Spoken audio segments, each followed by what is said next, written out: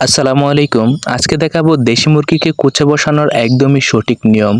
এই নিয়মে যদি কুচে বসান, আমি 100% মুরগির আর উকুন হবে না। তো চলুন দেরি না করে ভিডিওটি শুরু করি।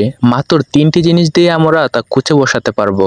প্রথমে লাগবে ছালি, তারপর লাগবে কেরোসিন তেল, তারপর লাগবে কর্পূর মানে ন্যাপথানের গোটা, তারপর লাগবে আমাদের ওমে বসানোর জন্য একটি ঝাঁকা। এই তো ব্যাস এতটুকুই। তারপর কেরাসির তেল 1 মুঠা সমপরিমাণ নিয়ে ছালের উপরে ছিটিয়ে দিলাম।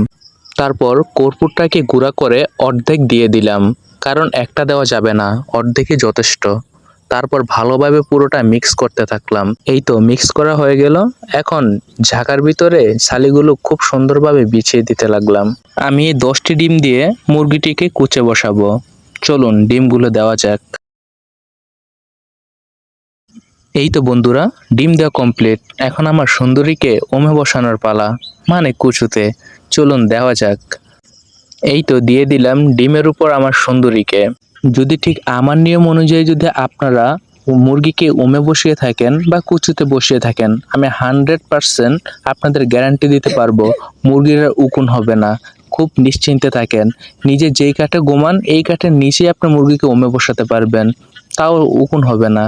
তো বন্ধুরা ভালো থাকবেন এবং দেশি মুরগি রিলেটেড ভিডিও পেতে আমার চ্যানেলটিকে সাবস্ক্রাইব করে রাখুন।